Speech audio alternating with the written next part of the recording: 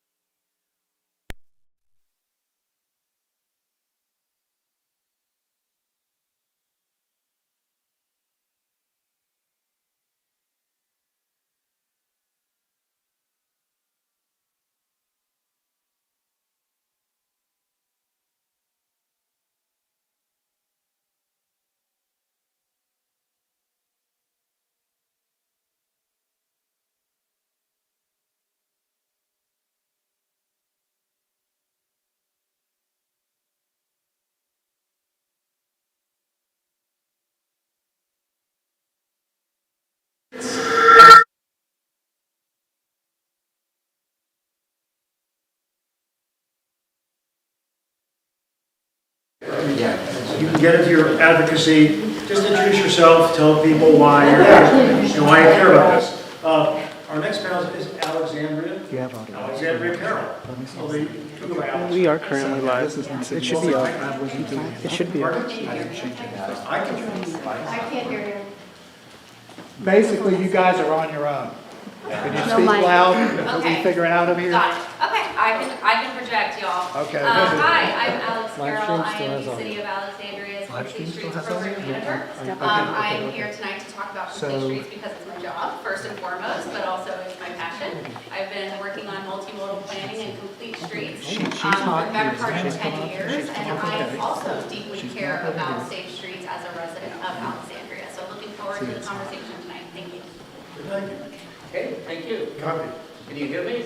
Okay, my name is Kanti Project Shrikant. copy.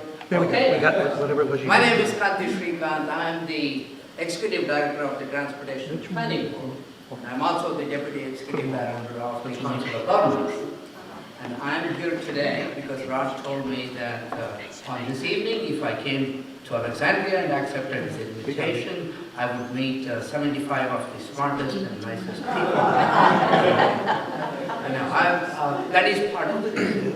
But my job, I'm a transportation engineer, but then have evolved over the past 35 years into a regional planner. So as a regional planner, we do transportation planning. And what the Transportation Planning Board and the Council of Governments does is we work or we provide a forum in a multi-jurisdictional region such as ours to take any transportation-related issue they may have and work the details, identify what it is causing it, what are the benefits, what are the impacts, and how to go about solving it. Thank you, Kanti. And our last panelist, but not the least important, is Carter Fleming, who a lot of you may know. She has been here on panels before for us. She is the chair of the Alexandria Federation of Civic Associations. Carter, welcome. Thank you, Rod. Oh, these are still not on. Okay. I think they are. Oh, okay. Thank you, Rod. Yes, I'm currently serving as chair of the Alexandria Federation of Civic Associations, a group of 20 civic associations that meets and talks about issues of importance to the city. And obviously, this is one of those issues. I also served as president of the Seminary Hill Association when the Seminary Road Diet was imposed upon Seminary Road, and we had numerous questions and issues with that diet that continue to today. So while it was in the past, the issues are still there. So that's why I guess Rod asked me to come. That's exactly why. I want to start with you, Alex. Just a simple question. We know from what COG does. COG has 24 local governments who are involved in some iteration of what they do for complete streets, but it's not all the same. You told me that, and so did Kanti. So what is Alexandria's approach to complete streets, and how does it differ from what other jurisdictions do? Because one of the things we're going to talk about tonight is the extent to which the city does what it does on its own without maybe the same degree of public input that happens in, let's say, Montgomery County or Frederick City or Fredericksburg or wherever else the members may be. So tell us a little bit about our approach as a city to this thing, but also the precursor of complete streets, I understand, is another national trend called Vision Zero. Mm-hmm. So just give us like a minute or two about what is Vision Zero. People hear about it a lot. Yeah. And how is that the precursor of complete streets? Yeah, so I will do my best to answer that in 1 to 2 minutes because I could talk about it for a very long time. And I'm going to push back on it a little bit because we do a great deal of community engagement in complete streets. I am personally out and about in the community all the time and talking to folks. So we can talk about that in a little bit. But just to kind of summarize, complete streets is not unique to Alexandria. There are over 1,500 communities in the United States that have adopted complete streets policies. This is a trend that communities have adopted to be able to address some of the issues that we are seeing in the 21st century. That is traffic safety issues as a critical issue that you highlighted, Rod, especially here in our region, as well as a desire for more options, a desire to improve our sustainable practices, to minimize our impacts on the climate. So this is an approach that is certainly not unique to the city and does overlap quite a bit with Vision Zero. So sort of the difference here, I get this asked this question a lot, what is the difference between complete streets and Vision Zero? And I kind of think of it like a Venn diagram, right? There's a lot of overlap between these two programs, but I think the easiest way to describe it is that complete streets is both a means and an end. Vision Zero is the goal of eliminating fatal and severe injuries in our community, right? The city has an adopted Vision Zero policy to eliminate fatal and severe crashes. Nobody should die or be maimed on our streets. That's a pretty straightforward principle. And complete streets is a method for how we get there by making our streets safer for everyone, and that includes drivers, it includes people biking, includes people taking the bus, includes people walking. By making it safe for our most vulnerable users, we make it safe for everyone. But that it's not just about safety, it's also about giving people choices. It's about giving people options for ways to get around, and it's about minimizing our environmental impact among a variety of other needs. So I think I kept it to 1 to 2 minutes. Again, I could keep talking, but I'll pause there. No, that was just the Vision Zero part. So tell me why, what is unique about the way we approach this compared to Arlington or Fairfax, or are we all doing the same thing? Yeah, so I would say that no complete streets project looks the same, not even in Alexandria. So it's kind of hard to compare because, the whole principle of complete streets is that you take a context-sensitive approach to planning. So you're not saying, okay, this type of street is supposed to look like this, and this type of street is supposed to look like this. That's sort of the old school way of doing it. Complete Streets kind of takes an approach and says, okay, what is unique about this community? What is unique about this street? What are some of the destinations in the area? What are some of the needs? Where are people wanting to go? How do they want to get there? How do they get there today? And tries to provide that, right? So if, we have many streets in the city where, we have kids walking to school and there's no crosswalks. And so part of Complete Streets is saying, hey, there's a school here. There's kids who want to walk to school here. Let's provide some crosswalks.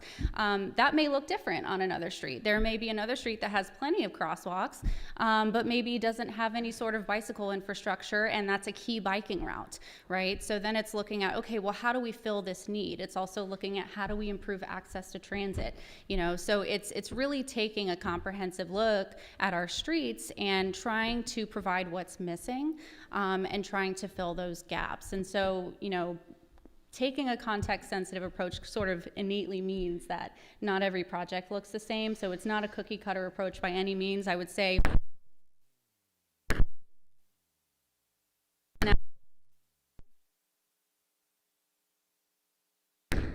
and in other counties and cities across the state and across the country. And then we have some that don't look the same. Okay, one last question for you, Alex, real quick.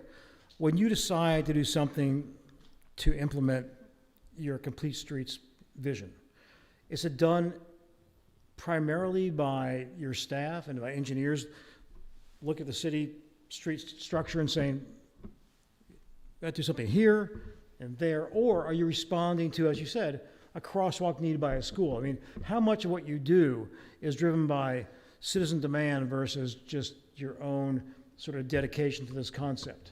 Yeah, so that's a great question. So I will say that we certainly do not work in isolation. We are working based off of a number of adopted policies and plans that our city council has passed with citizen input over and over and over again. So this is not something that's this is Alex's project or this is Alex's idea. This is, hey, our community has decided together that these things are important to us. It has laid out a vision for the way that our streets are supposed to look, and then it is staff's responsibility to implement that vision with community input. Thank you very much, Alex. Appreciate it. Carter, I have to ask you the next question because it's really a follow-up to what Alex described. In your experience, both as president of Seminary Hill and working with the heads of the other civic groups, which are not necessarily all in lockstep on these things, what is it you wish the city would be doing or would have done maybe in the past to, I guess, ensure that the projects that they implement that are the most controversial actually have some buy-in from the community in which they occur? I mean, I've heard that's an issue, right, for you?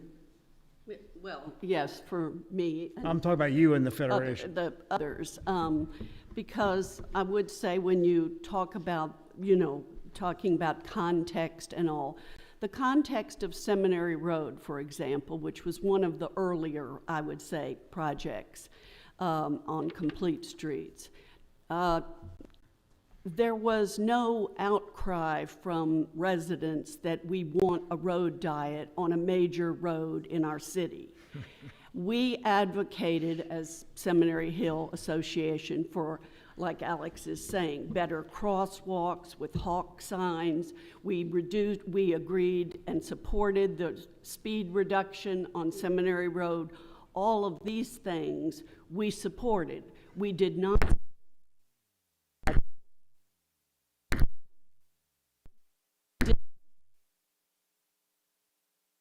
from car traffic on the hope that cyclists would come and that wide sidewalks would be created. If you drive up Seminary Road any day, you'd be lucky to see a single cyclist at any time.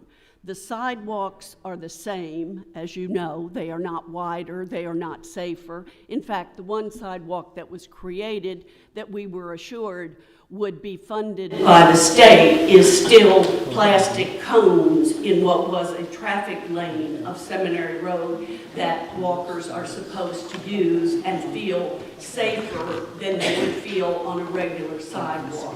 So I would say that our objections to complete streets are that they are often based on false assumptions. In our stretch of Seminary Road, it was one of the safest streets in Alexandria. Since the road diet, now the city doesn't count single car crashes, they don't count crashes that the police are not called. Residents have observed 20 crashes in that short stretch of Seminary Road due to the medians in the middle and other obstructions. So we don't feel that Seminary Road should be used as an example of a successful complete streets project and other complete street projects be modeled after what has happened there. Because what has happened there, good, they're crosswalks, and we're glad people use them. But there have been numerous, way more crashes than there ever were. So how is that making our city safer? Well, I think you raised some good issues, Carr. I'm going to move on to Confi now, because Confi, you're sort of literally in the middle between citizen, a certain degree of citizen sentiment on this, and what the city's trying to do in good faith to implement the citywide policy adopted by our elected officials. Is this something you run across in other jurisdictions where there's a need for maybe ongoing mediation and education for people to understand what's happening in their communities? Because, let's face it, most people don't complain about something until they experience it the first time and go, oh my God, who did this? And how do you, as executive director of the Transportation Planning Board, try to get people to sort of lower the temperature and get to a point where these things are at least acceptable? I mean, how do you deal with that in your role? Okay, you're right. I am both figuratively and literally between the two sides of this approach. Speak louder. So one of the ways that as a policy support body or as a regional planning entity, we look at issues such as this is to first and foremost understand what is the need, what is the issue that we are trying to solve. As Alex has so eloquently described, complete streets as a concept was developed not just for safety, that is a key part of it, that's an important part of it, but complete accessibility, a fairness to all roadway users. If you build a public facility, it should be available to everybody who wishes to use it. That is the hallmark of the Americans with Disabilities Act, the ADA. We have that to thank for where we can go and access any public building. It's the same concept applied for roadways. So it was, we start with the recognition that there are multiple users for the same public facility. Sometimes the user, they are all of different abilities and different requirements. Number roadway for different purposes. Listen, Conti, if I can interrupt, because what you're saying is great, but I didn't ask the question correctly. How do you advise localities to mediate the interests of the city government and its own need for public safety to follow through with the concerns of local citizens that may say you're doing it too fast, or you didn't ask me enough questions? In other words, what does Alexandria do that's different than others? Are there other jurisdictions that do it better, that do more efforts, take more time? Yeah. I think the answer to that is just listening to the Seminary Road. I don't know much about that project, I'm sorry to say. But that story or that experience, I've heard it many times. It's not from Alexandria. I've heard it from Prince William County, Prince George's County. In the District of Columbia, on Sherman Avenue, there was a project that took them 2.5 years. It was a very small stretch of Sherman Avenue. They did it. So this sort of Complete Street has a whole toolbox of strategies.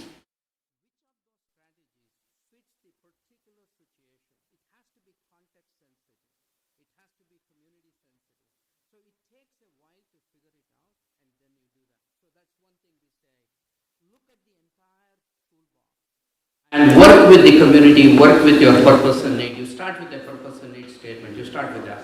The second thing we recommend is do a before-after study. Anything that you do, collect data before you implemented the solution, collect data after you implemented the solution, and be prepared to pivot and make fixes. I'll just give you one example. That Sherman Avenue Street project I mentioned took a long time. And I don't think that the District Department of Transportation got exactly the design they had in mind. I don't think the community got exactly what they had in mind. But they reached a compromise, they did the project, and they did the before-after study. One of the things they found out was the significant reduction in automobiles traveling. They were the 95 percentile speed, meaning it was a roadway which has a speed limit of 25 miles per hour. The vehicles that slowed down the most were the ones that were traveling 20 miles above 25 miles per hour. Those that were traveling around 35 or 30. I have a street, if I have a child, or if I myself am living in that community, I'm passing through that community, I would say, if those who were traveling through that roadway at 20 miles above, twice the speed limit, if that was the reduction that came down to 25, I don't know if I would essentially call that a failure of the solution. So that is what we would say. Look at all the toolbox, work with the community, and please always do before and after study to evaluate. And be ready to pivot. Sometimes we, as engineers and planners, we get it wrong. We get it wrong for a number of reasons. The situation around us changes. The land use environment changes. And one thing Rod mentioned at his intro, yes, today there are 390 plus fatalities in our region every year, right? Before we go home today, there will be 1.2 people who died on the roadway, and many more who are maimed, and their lives have changed. Their family members' lives have changed. That is what, but has that got to do with simply saying, complete solutions is a failure? No. Till 2020, we all know what happened March of 2020. Till 2020, the same statistics Rod referred to showed nationwide the fatalities and serious injury crashes going down.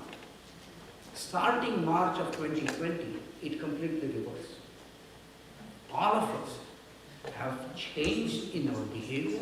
Maybe we got too used to over a 3 or 4 year period not seeing anybody and driving any which way we could. And the vehicles have gotten bigger. Today, I'm a short person. If I am right next to one of those huge, humongous SUVs, I don't think they can see me. So if I'm letting my kids ride their bikes and these vehicles are being designed in that way, there's no doubt or no surprise that this significant increase in fatalities and serious injury crashes involve pedestrians in sidewalks, in crosswalk and on the issue that we are facing. So I think Complete Streets as a solution is not a failure. It has to be credited with bringing about better accessibility, better mobility, better safety. That said, it is not a panacea. There's no one solution that everybody does. So every jurisdiction is facing challenges in figuring it out, but those instances where things have not worked out are fewer than instances where it has worked out. Thank you, Kanti. Dane, I haven't forgotten about you. One thing we talked about in your role with the group Families for Safe Streets was started out just as Alexandria for Safe Streets, but it's now a Northern Virginia phenomenon, right? What we talked about when we did our sort of pre-panel interview, you said it's important for your group to listen to neighborhoods and what they're saying. Like, in other words, what are their concerns? Can you briefly explain to like what are your ears attuned for, and you think people are getting what they want when they talk to your group and others about here's what we want to solve? I mean, Right. is it mostly pedestrian safety? Is it kids going to school? People pushing strollers? I mean, what's the demographic like of people who really need help in making safer streets?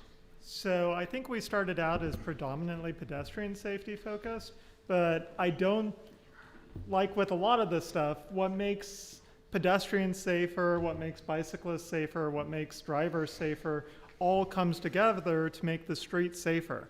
And what we hear from when we go out to the farmers markets to sort of advocate for safer streets, what we hear when we go to the schools, what we hear when we talk to parents is always, oh, I know this particular roadway, this particular place, and it's so dangerous, and I've been almost run over crossing that street on my way to the school or walking to the grocery store or coming to this farmer's market.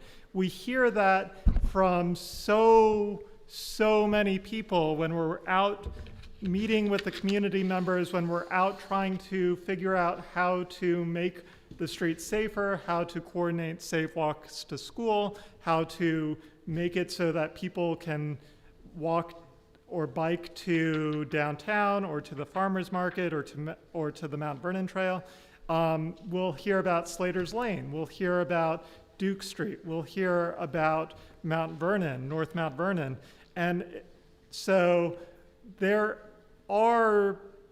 the community, I think, has an understanding that our streets are not safe right now.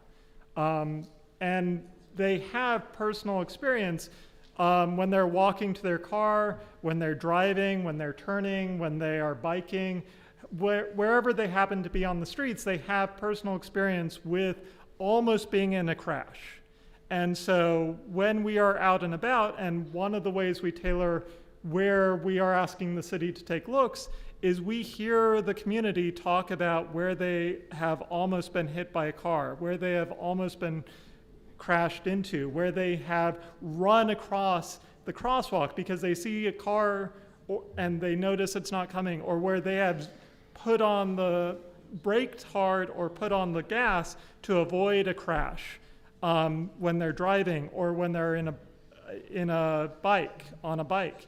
And so we hear that, and that is what we primarily hear is that there are a lot of dangerous roads in Alexandria. And Complete Streets is a great start, but we hear that there is not enough done in the street to make our streets safer, to make the drive safer, and to make the bikes safer. Thanks, and that's Dane. what we hear as an advocacy. Thank you. Alex, I want to ask you a couple questions about something we talked about earlier and it's been raised here by the other people on the panel. The question that has been raised is that you and I talked about the fact that a lot of the money you get for Complete Streets projects and transportation generally in the city comes from a large federal pot that was set up to effectuate these kind of, I would say, progressive transportation institutions, Safe Streets, Vision Zero, Safe Schools. And we talk about the fact that you could lose all that money. And when that money's gone, will the city still dedicate money to Complete Streets at the same degree it's spending now when a lot of it's maybe federal or state money?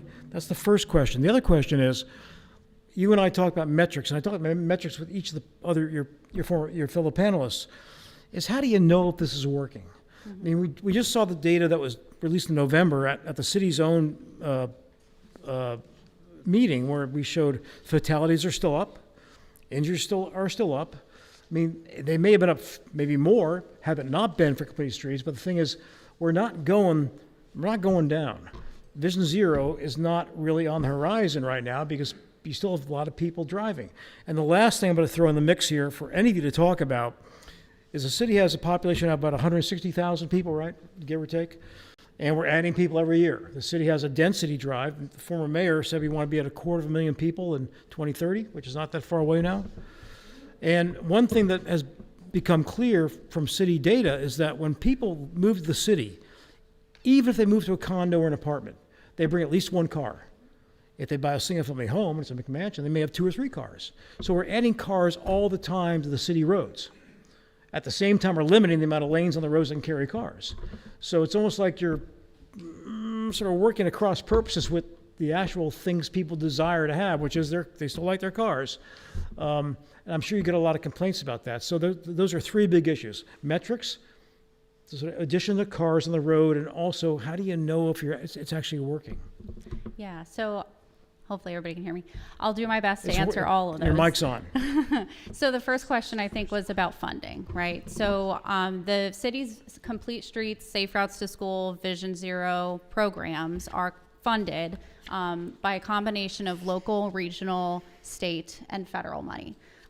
So obviously with everything happening at the federal level, that is resulting in some uncertainty about the future availability of those funds to support our efforts. But the city has continuously dedicated local funding to support these programs because, again, it's been deemed a priority by our city council. So TBD on the federal funding component. None of us have a crystal ball to see what's going to happen, and we're certainly in unprecedented times. But we will continue to invest in Complete Streets regardless of what happens at the federal level.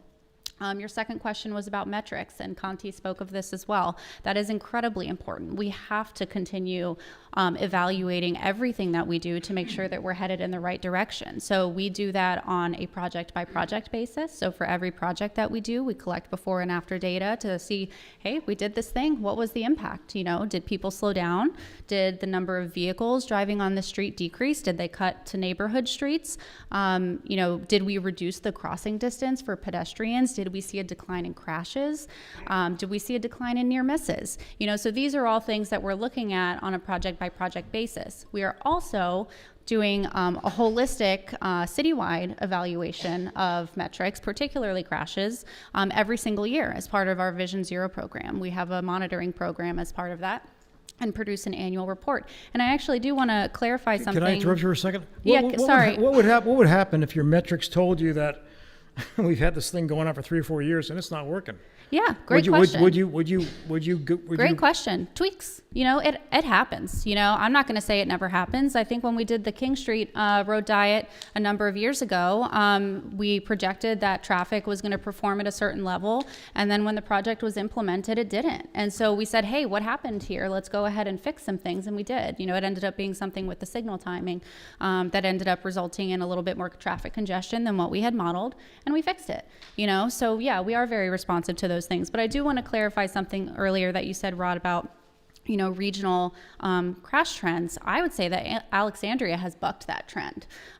So over the past 10 years, we have seen a steady decline in total crashes, in fatal crashes, and in severe crashes over the last 10 years. And in 2023, we had 0 fatalities for the first time. So I would say that the city is doing some great work in this. And as a community, we have a lot to be proud of there. But I will also say in defense of, you know, DC and Arlington and other jurisdiction in the region is that there is no such thing as a magic wand to make our streets safer. These are streets, dozens and dozens, hundreds and hundreds of streets, hundreds upon hundreds of signalized intersections alone across our region that have been built over decades and decades and decades in a certain fashion. And so to say, hey, you didn't fix it in 5 years? I mean, it's like steering a ship, right? We're trying to turn a ship around, and so it is going to take time, and it takes diligence, and that's what we're doing, and I think we're seeing the early results of that. Well, thank you. Carter, I saw you kind of nodding your head sometimes and shaking your head. I'm not going to ask you a question. I'm going to ask you, do you have a question for Alex about sort of the city's approach to this vis-a-vis sort of neighborhoods? Well, Alex, don't You worry. know each other. Go ahead. Don't worry, we're not going to. I would just say that our experience with data from the city has been something that we have continued to question. And so when you say it's data-based and all, well, taking Seminary Road again, when that began, your department described Seminary Road as a high crash area. Well, part of Seminary Road is a high crash area. That part of the road today has been untouched. The part of Seminary Road that the city decided to diet was the safest part. And we have seen increased crashes. The data that was collected showing, cars weren't slowed down or anything, was right at COVID, because our road diet happened prior to that. So we also had, as you know, reduced the speed limit, which is a technique that I think most of us support. And that had already happened. So what's your question? So I just want to say, do you feel Seminary Road diet, on the portion of Seminary Road that you all dieted, was a success today? Do you believe it's a success today? Yeah, so thank you for that question, Carter, and I appreciate the feedback. I would say overall, yes. We have created a street that by all metrics has become safer and more efficient. Thank you. I'm sorry, but we're on the panel. Let's keep your opinions to yourselves, okay? If you want to talk to the panelists at the end of the meeting, you can do that. But right now, let's be polite. Thank you. Thank you. Thank you.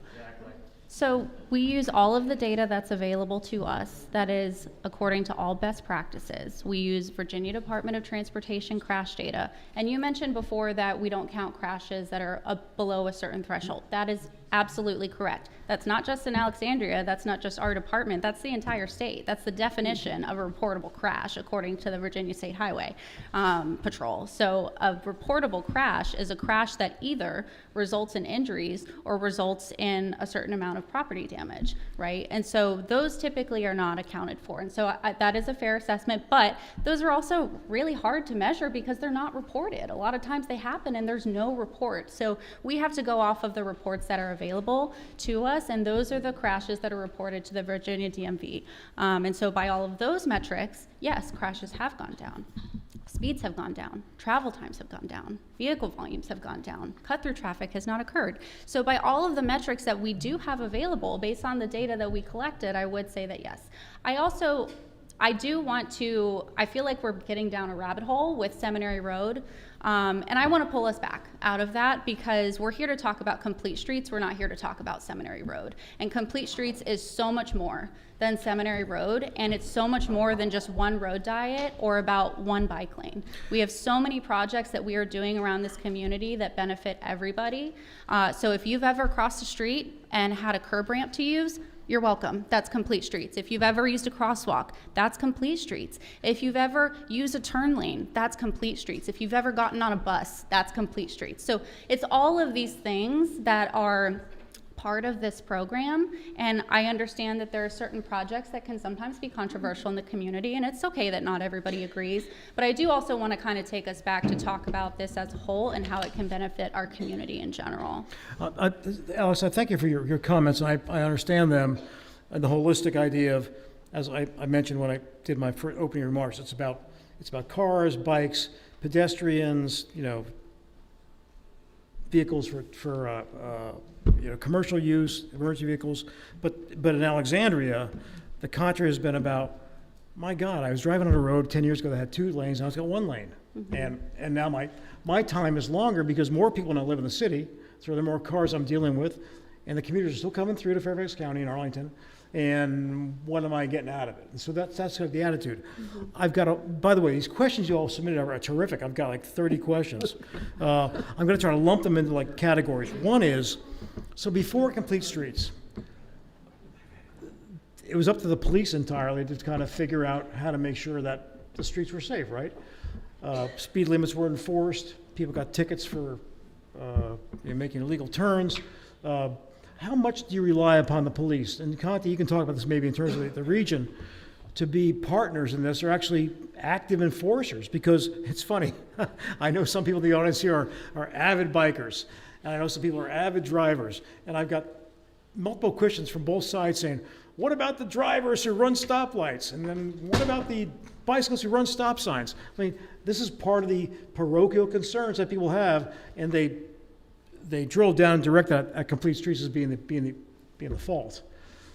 So how do you deal with those very, day-to-day issues that involve people's sentiments before Complete Streets, just because they want their city to be responsive to sort of norms of behavior, and also not taking up more of their time than they have to, even though the end result, in your view, is saving lives and saving serious injuries, even though we know in the region that hasn't worked. So maybe Conthi, can you talk about that first? I agree, Alex. Thanks for saying let's take a step back from individual projects and look at this at a higher level.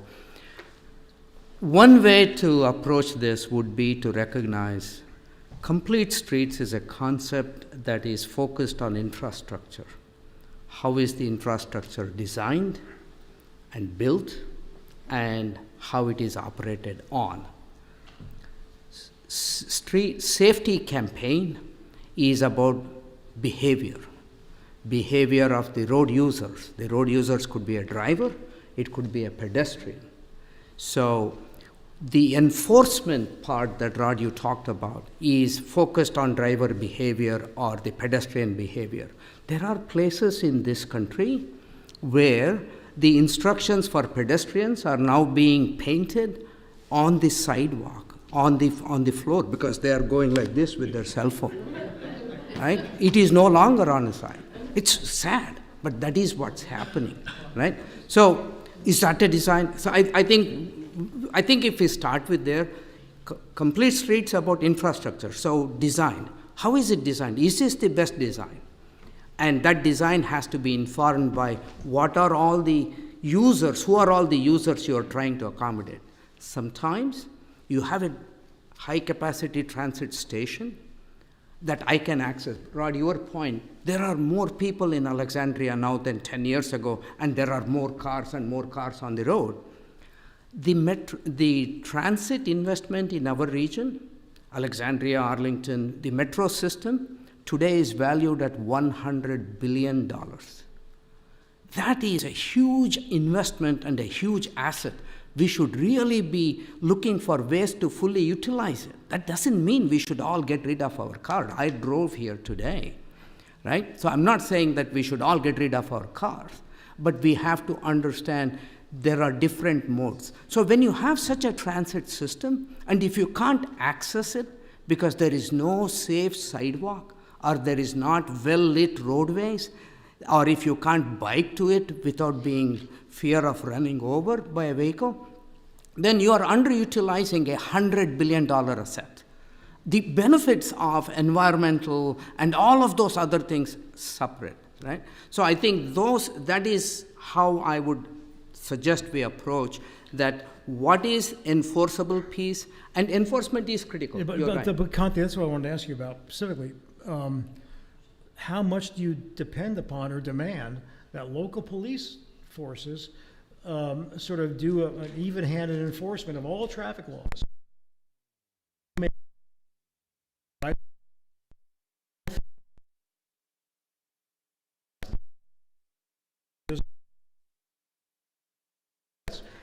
People want fairness. And Absolutely. Part of this, you and I talked about the fairness in this. So how do you mandate fairness as part of the accomplishment of the goal of Complete Streets? I think I was talking with Alex at the beginning, and she said how in the city they have a very close relationship with the police and the fire, the EMS community. I think that is the way to do it. You need to have enforcement piece right with you, right from the design to operations to enforcement. We at the Transportation Planning Board, we have a regional program. It's been going on for about 17 years now. It's called the Street Smart Safety Campaign. Alexandria contributes to it. All 24 member jurisdictions contribute to it. Twice a year, we go on a campaign throughout the region to talk about speeding, and we do that with police. During that week-long period, there is increased enforcement of traffic laws by the police. Alex, so do you think the Alexandria Police Department is doing enough to be a sort of a good broker among citizens with regard to making sure the concerns that I just mentioned about bikers on one side, car drivers on the other, are actually feel like they're being heard? And are the police enforcing the laws uniformly? Is that something that the city council directs them to do? Yeah, so that's a great question. Like Conti said, we have a great relationship with the Alexandria Police Department. They are a very strong supporter of traffic safety, and they enforce traffic laws to the best of their ability. And oftentimes that requires prioritizing, what are the highest risk types of behaviors that need to be enforced to keep our community safe. When you're driving a 4,000-pound vehicle and you run a red light, that's a very high risk type of offense, right? So they're often focused on speeding and often focused on red light running. I will say, enforcement is, of course, a critical part of traffic safety, but it can't be the only part. You could have the widest streets that enable all the speeding in the world and as many police officers as you want, and people will still speed. Our own police department has said time and time again that they need us to be able to design streets in a way that they're self-enforcing so that it reduces the enforcement burden on them. They can't be everywhere all the time. It's just not feasible. And I think we all recognize that. We all we want to be able to be efficient with our resources, and so we can't say we're not going to do anything about the street and we're just going to have the police enforce it all the time, because then they're not enforcing the next street over or the next street over. So it's a balancing act for sure. Enforcement's a key part of it, but engineering is also a critical part of it. They work together. I mean, one thing that's happened in the past 2 years, I know the city has installed a number of red light cameras around, particularly in school zones. And I've been the subject of more than one ticket in my local school zone, and I'm happy to pay it. But the thing is that an effective tool, and should that be expanded to make sure that people? And one other thing, if I'm driving down the street at 30 miles an hour in a 25 zone at school time, is a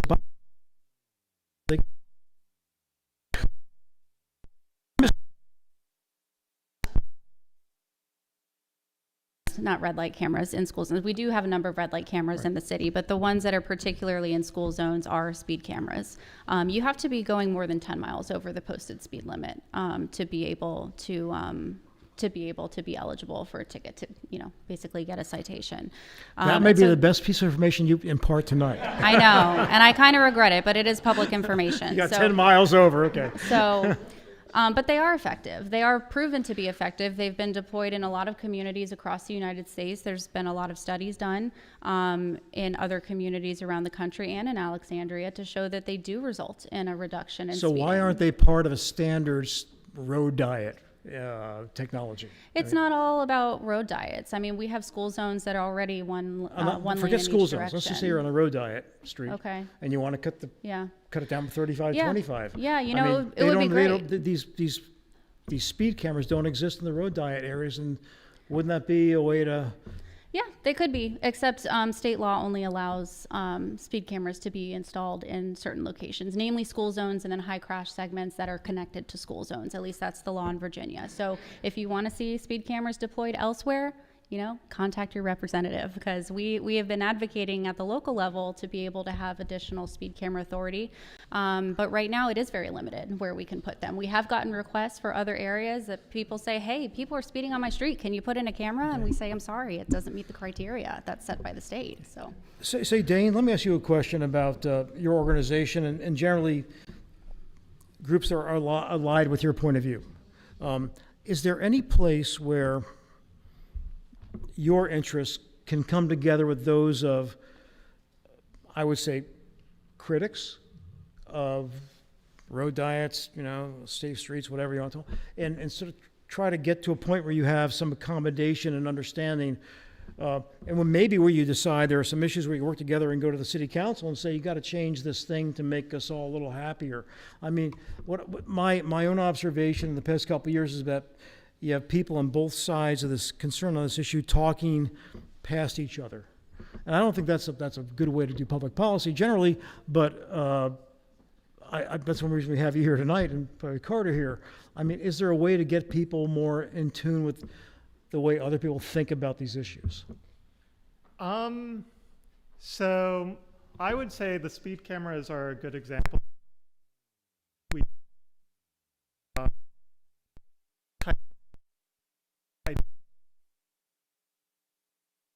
communities that they would be in favor of speed cameras as a way to reduce speed.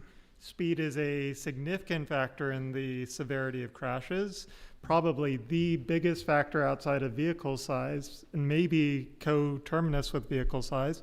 And Alexandria and Nova Families for Safe Streets has been at the legislature for the past several years trying to get broader authority for the city to be able to put those speed cameras on high crash corridors like Duke Street, like King Street, like Beauregard, that are not within the area of a school. And I think that is an area where there is a significant amount of common ground, a significant amount of willingness by everyone to come together and try to find a solution. I think sometimes, given the way that these projects are designed, I was just involved in South Pickett, and that's an area where there was another road diet that was put in place. Alex did a great job on, and the city did a great job of explaining why this would not have an impact on, a significant impact on congestion or throughput for the city. And there are still areas where I think a lot of it is based off of uncertainty and everyone doing the best they can. And so as an advocate, I try to extend, I have my viewpoint. It's not always something that we can necessarily agree on one way or the other. But I do give good faith that everyone is approaching these projects with the best intentions and trying their best to understand both the data that is presented and the purpose of the project. And I would say that's a good starting point, even if ultimately we don't wind up agreeing on, for instance, whether South Pickett is a good idea. We would say yes, that it is, that it provides greater frameworks for bicyclists and pedestrians and greater safety. But I understand that there were neighborhood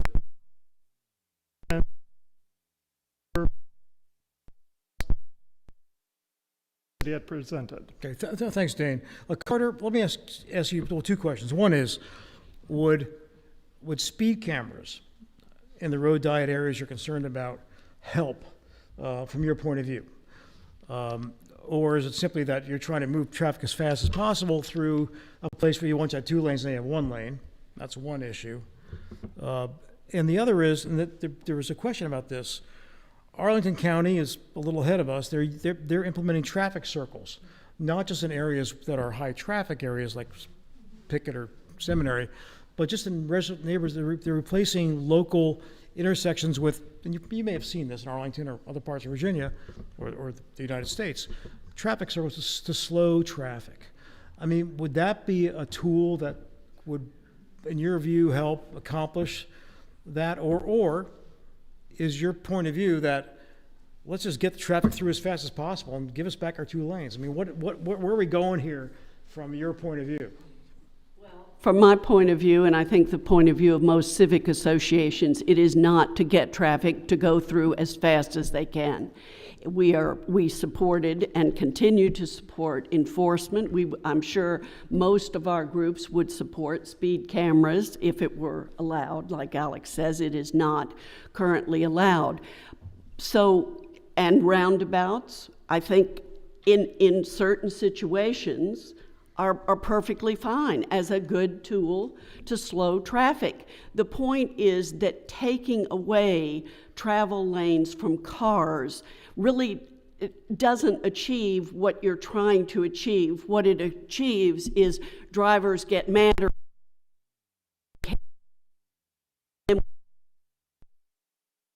They will move faster.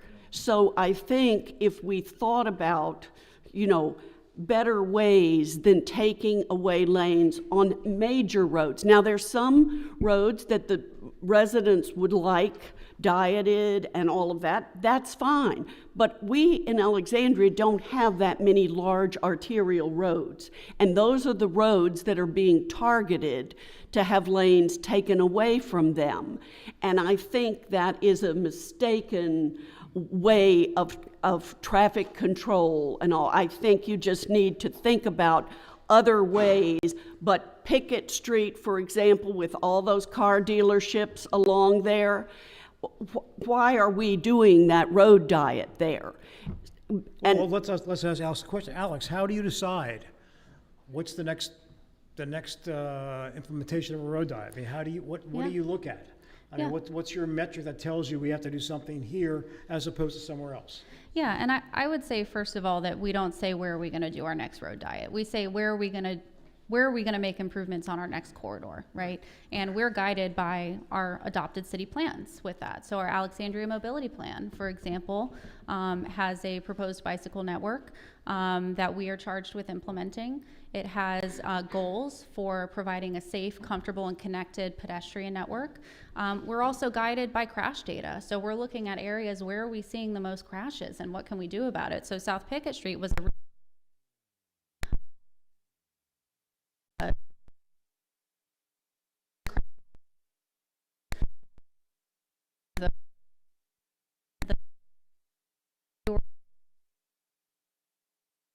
right? So that, Let me ask you a question about the data Sure. you have. How many of those crashes involved Alexandria residents versus people cutting through on commuting traffic? Do you know? that's a good question. I don't know the answer to that. Is that something you can find out? I mean, I think people would want Possibly. to know that. In other words, are the people causing the traffic concerns in the city, people are using our streets, not paying taxes, just cutting through? Yeah, that's a good question. I don't know the answer, but Is that I something that do know. that can be discerned from the data? Potentially. But what I will say is that we often hear in a lot of neighborhoods sort of this pointing of the finger towards drivers from other communities that, oh, Alexandria residents couldn't be speeding. It's got to be those people from Maryland. And sometimes it's true. But I think there's also maybe a resistance to acknowledging that, we we need to look in the mirror sometimes and also recognize that we might be part of the problem, and I think there's responsibility that's shared there. But to answer your earlier question about how we select projects, it's a little bit of an art and a science, but we're looking at all of these different measures to see, okay, where do we need to make connections? Where do we need to improve safety? And we let that guide us. So how would the city respond, though? Let's just say, let's make up the name of a civic group. Let's call it, Happy Valley Civic Association says to you, we've had a meeting and we've talked to our members, and we've got this road, and we do not want you, under any circumstance, to change it. We've taken a vote, we've done a poll, and that's it. We don't want any changes. Yeah. Would you listen to that? We are certainly open to hearing community feedback. I think the challenge that we have is when civic association board members discuss the issue amongst themselves without polling the neighborhood, right? Where you've got hundreds of residents in a neighborhood who had no voice on the project, and we're hearing from a single board member that says, hey, this I represent these people, and I don't like I get this. that. Would the city be willing to pay for polls of local We already neighborhoods? We already do. So, No. Really, you do? So with most of our major projects, we do online feedback forms that any individual in the city can take. No, I'm to tell talking us how about they something think. less subjective. I'm talking about, would you commission, I mean, in Fairfax County, when they do historic preservation projects, they actually commission a third-party poll of property owners in a zip code. But the city doesn't do that for anything that I'm aware of. But with this, forget the online, my God, I could answer it if I'm retired Yeah. 50 times. But would you be willing to go to a neighborhood and say, if they don't want it, then prove your data is correct that you want it and they don't? I mean, in other words, part of this whole conversation we're having here tonight, there are great merits.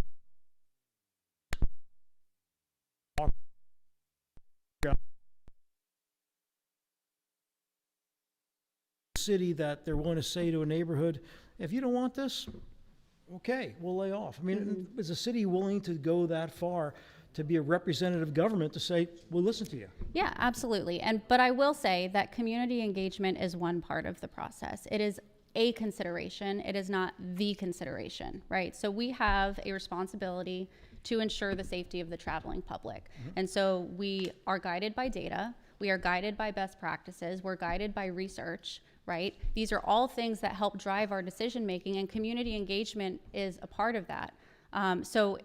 Again, it's a bit of an art and a science. So it's not that, community civic associations don't necessarily have veto power over city decisions. It's important to have a dialogue and to understand what the root of the issues are, and to understand what the values are, so that we can try to address those as much as possible. So I would say, for example, on South Pickett Street, there was some opposition to that project because there was a perception that it was going to create additional traffic congestion.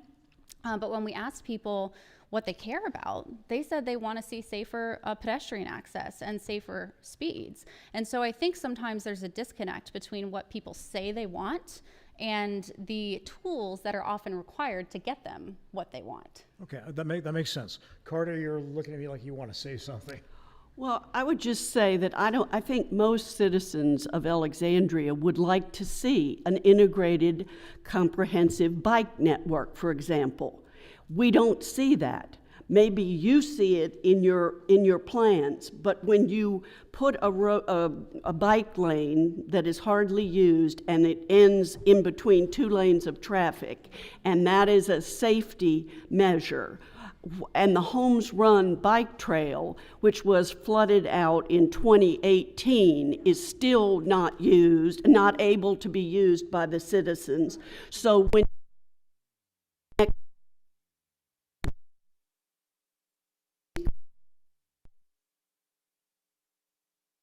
users to make that connectivity, and instead is focused on how road diets and taking car lanes away from a part of the population that is by far the biggest users of the road, but want bikers and pedestrians to be safe, but the bike lanes that are being created are not, in our view, creating safety.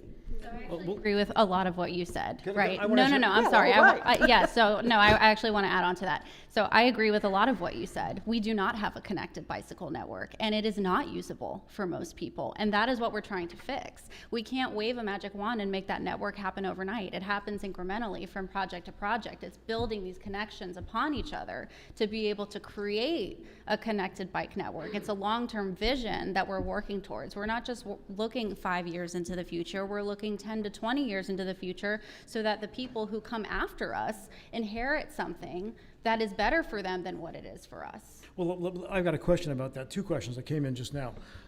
This one says, as one of the rare cyclists on Seminary Road, I use the bicycle lanes, but reluctantly, they are narrow, not well separated from the cars, and incomplete. Will this be better if the city consider reducing speed limits even farther, like to 20 miles an hour, to make sure that bicyclists in these unconnected parts of the bike system feel they can traverse those without risking? Yeah, it's not currently planned to reduce the speed limit further. I think what we need to do citywide, not just on Seminary Road, what we need to do citywide is anytime we install bicycle infrastructure is make sure that it is safe and comfortable and easy to use from someone who's 8 years old to 80 years old. You should not be in a bike lane in this city and feel like you're going to be run over. Okay, so that is a design problem that happens, and it happens in collaboration with communities. We have to be able to work together to come up.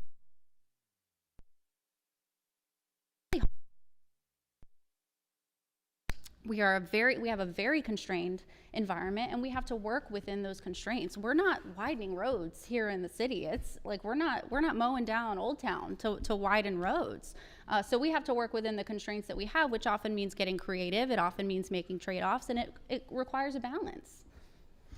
So if citizens, we're getting to the end of our time here, we're almost at 8:15, and I've got lots more questions, but I may just ask you these via email and post the answers on our website. But what should citizens look for if they want to sort of, I know you have a great website on Clippy Streets, but is there a quarterly or a semi-annual, annual report that says, here's how we're doing across the city, here's how we're doing on this project or that, and here are the goals we met, here's the goals we didn't meet. In other words, is there transparency for people? Obviously, your job is to defend Complete Streets at all costs. Although maybe saying that, well, you know what, maybe we can do better on some, okay, you're shaking I your wouldn't head. say defend it at all Okay, costs. good. I would say it's my job to make it as good as it can be. But does the city offer to citizens that sort of transparent look on a regular basis? And if so, where would they find that? Would they find that on your website, Complete Streets? Yeah, so alexandriava.gov/complete streets has a lot of information on it about, our adopted plans, about our current projects, about our past projects. We release an annual report every year to talk. And you feed that into what?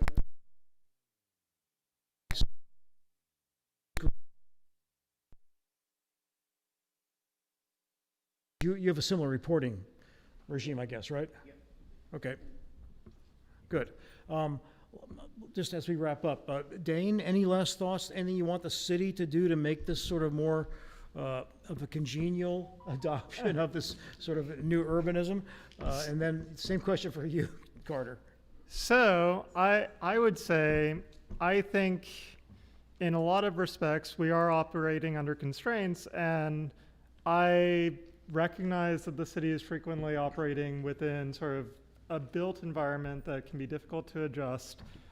I would say that part of the way that we can really allay a lot of these concerns is making sure that the projects are done as completely as possible, so that where, for instance, the projects are done, we have a network that is usable and safe for people. Because I think if we do halfway measures, and I would say Seminary Road is a halfway measure, we don't get the design that any party likes. Halfway measures are a way that ultimately I think doesn't serve any part of the community, whether on my end or the other, well. And I would say if we're serious about allaying congestion, if we're serious about giving people the opportunity to get around their city, it's not a zero-sum game. We simply have to offer people the opportunity, and that means the city should move as aggressively as possible to continue to implement a complete bike network, a dedicated bus network, and other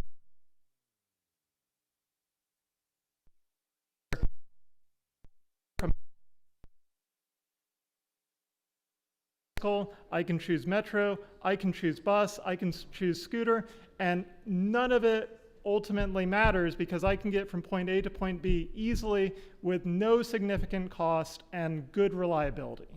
And so I think that requires foresight, and it requires being proactive on this. Thank you, Dane.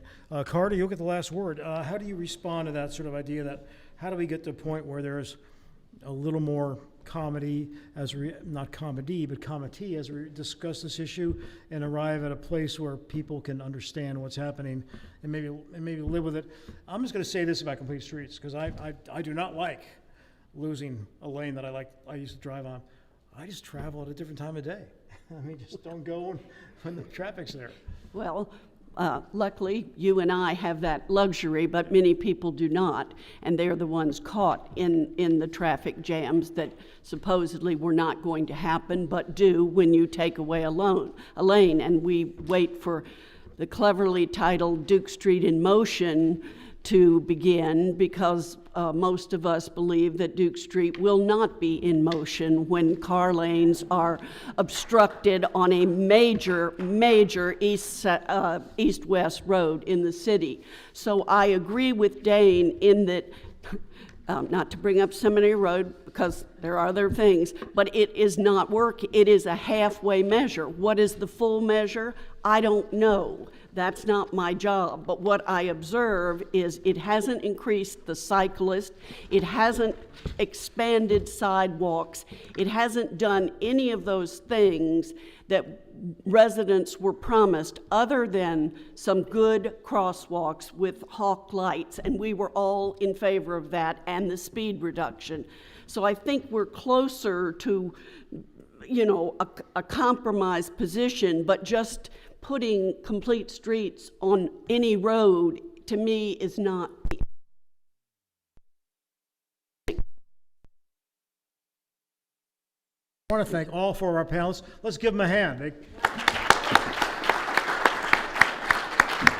I want to thank each of you for coming tonight and those online. I'm sorry about the technical problems, but That's part of the internet and part of technology. So it didn't go on like If you're not a member of Agenda Alexandria, please think of joining.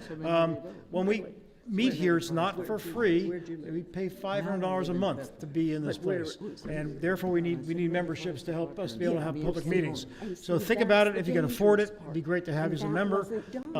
Thank you all for coming tonight. And now I want to turn it over to Ricardo Alfaro. Our part is from seminary. Hello, thank you again, everyone, for coming here tonight. I want to thank our presenting sponsors, Simpson Development and the Seaver newspaper. I also want to thank the Alexandria City High School's Broadcast Club, who were the ones that navigated through the logistics for live streams.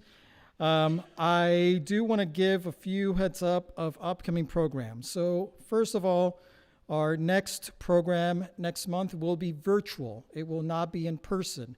It will be around public safety, and it will be pre-recorded. We will be putting an email along with press releases for you all to submit questions along with the program description.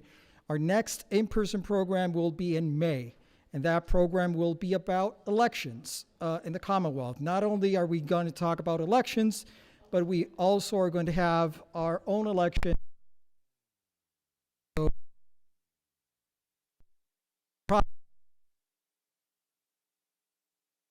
Puts up a slate of candidates for officers, and that comes into this body as membership. Those that are a member are able to ratify that slate of officers. So please stay tuned for those announcements via email. Just one final announcement. I was thinking, do I wait until May or do I say it now? Because we are starting this year, I will not be running for re-election on the board. As a matter of fact, I will not be on the board next season. I know that, in full transparency, a lot of the board members, especially tonight with the audio problems, are a little bit nervous about that. And hopefully we'll have a debrief to talk about how we avoid that in the future, or how we remediate that in the future. It'll work out. I see everyone's faces here like, oh my God, what? I will just say that it's been a privilege to navigate. A lot of you may not know, but I came on board just as the pandemic was starting. So that's why Agenda ramped up its live stream program. Live streaming became the main way of getting Agenda Alexandria programs throughout the pandemic, which is the reason why Agenda still is on the air today. But just to let you all know, I will not be running for re-election or to be on the board, which allows me to say this about these programs. Now I can go a little bit off the script, and now board members get really nervous. One of the reasons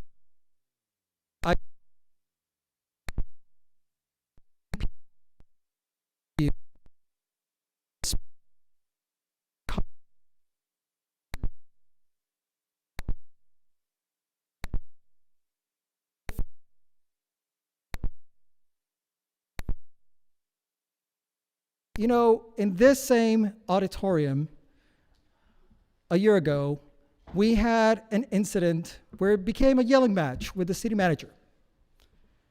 Tonight, we kind of got to see. But I think we're living in a society where there's a lot of yelling going around. There's a lot of questioning going around. There's a lot of people that don't want to hear what the other side wants to say. If you keep saying that again, we can talk offline. We can talk offline. We can talk offline. We can talk offline about that.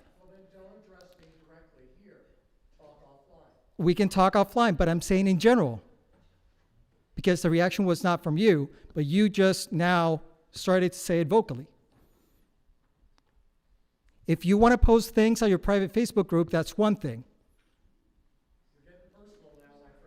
But here, we're trying to hear all sides. And that's what Agenda is about. So we can talk offline, But here, I expect everyone to please listen to one another. Thanks, Ricardo. Thank you, everyone. This is Agenda Alexandria, a nonpartisan organization that takes a look at the issues without taking sides. Whether it's the city's sewer system, education, public safety, climate change, or perhaps a look back into Alexandria's history, Agenda Alexandria is here to shine a light. What makes the organization so successful is our people. The people who run it, our panelists, our moderators, and of course, our members. Agenda Alexandria is a member-funded organization, and we invite you to become one today by visiting agendaalexandria.org.